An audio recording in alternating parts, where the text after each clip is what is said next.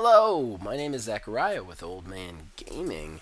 We've got Sloclap has released the Kung Fu epic, the classic Sifu, a roguelike with a Kung Fu movie dress up. It's just taken the world by storm. A lot of people streaming it, a lot of people playing it.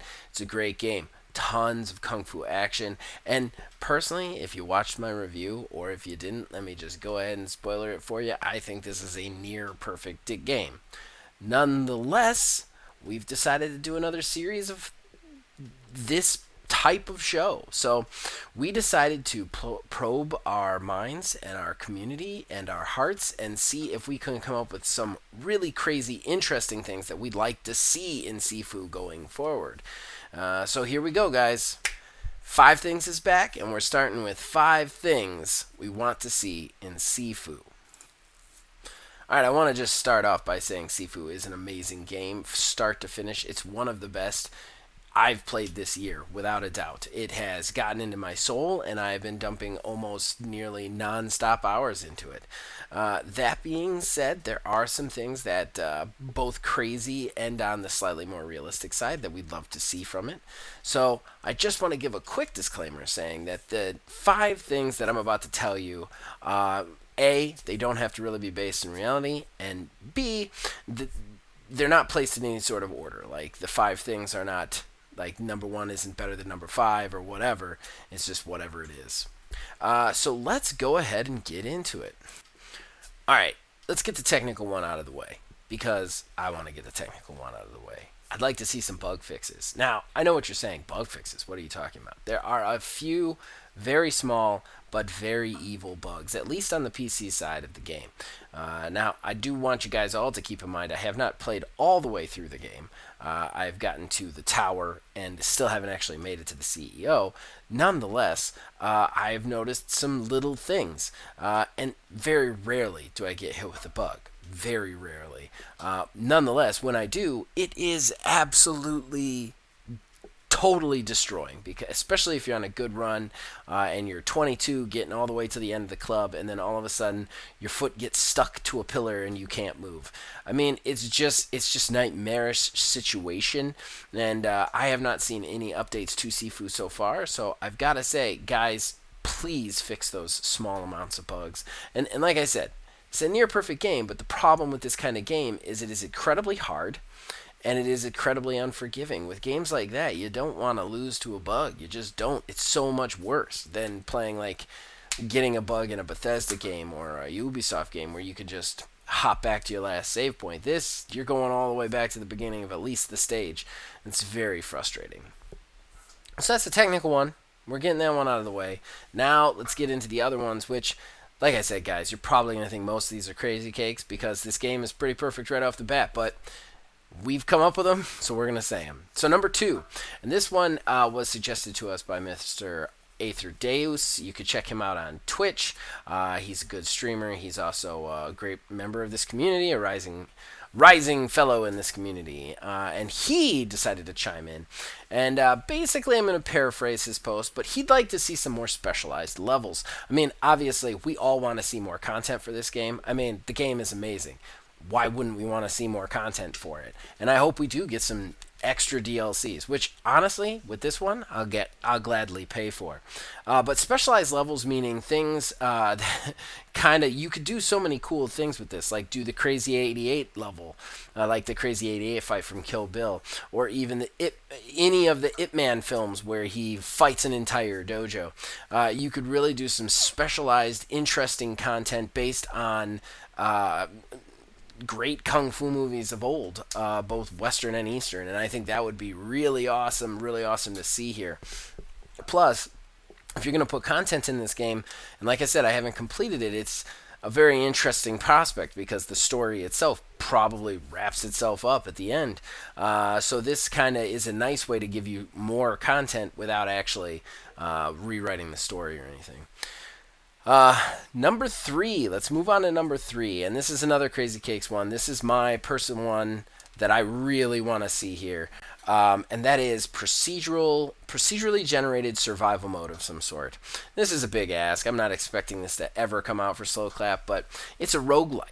And I think that it would just be awesome if you had a way to basically just keep running and just keep hitting the jade statues every so often and just keep surviving. It's just like an endless see how far you can get mode. And I don't know how you do that. I don't know what that would look like. You can maybe do it like old Bruce Lee Game of Death, where every floor is another level, and then it procedurally generates what the level looks like. You could do any sort of combination of things, but man, I'd love to see that. That would be awesome, and that'd really give us like a nice end game afterwards. And again, I haven't finished the game, so I don't know if there is even an end game in this yet. I've been kind of purposely avoiding spoilers on the internet, so.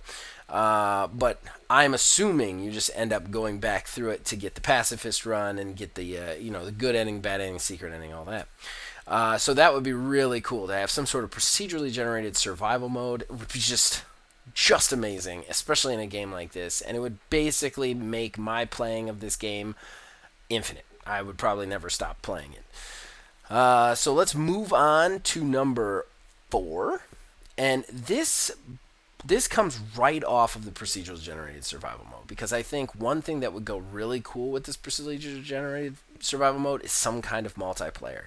Look, this game isn't a multiplayer game. I understand that. I know that. This game is a narrative survival. This is a narrative game that tells a specific story. Having a second player does not make sense to that.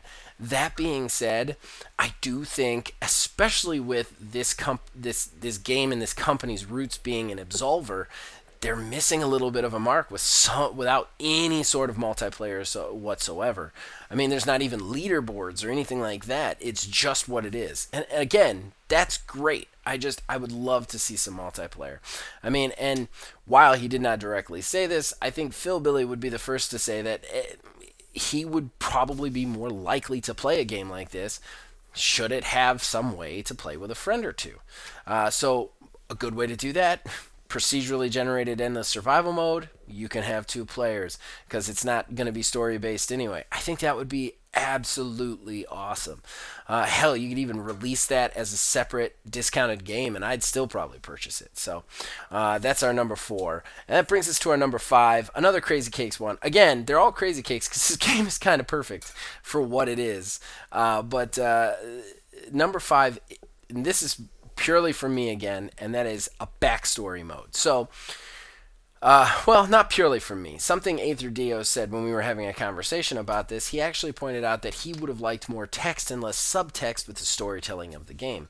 That being said, I would love that when you spare the bad guys, you would be able to then play with them in one level by themselves that tells their backstory and maybe their motivations, why they are the way they are, why they decided to fight with Yang, all that stuff.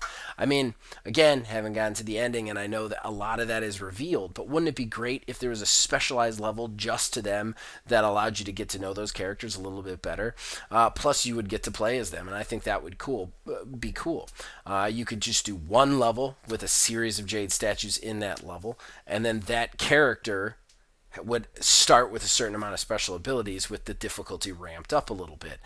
Then they would play through to the end, get a boss fight specific to them. I think that would be a really cool way to add some content to this game, and it would be a really good way to flesh out some of the characters that you fight with in there, get you more text and less subtext in that way. So that would be mine, a backstory mode that would be added to the game via DLC. So there you guys go. I don't know if you guys agree with us. I don't know if you disagree with us. Listen, what do you want to see in Sifu? Please comment below. Let us know. You can join our Discord. Tell us there.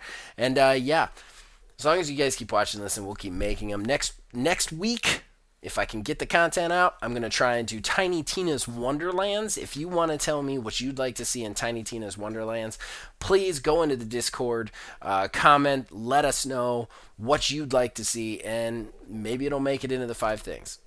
So we'll see you guys next week. As long as you keep watching and listening, we'll keep making them.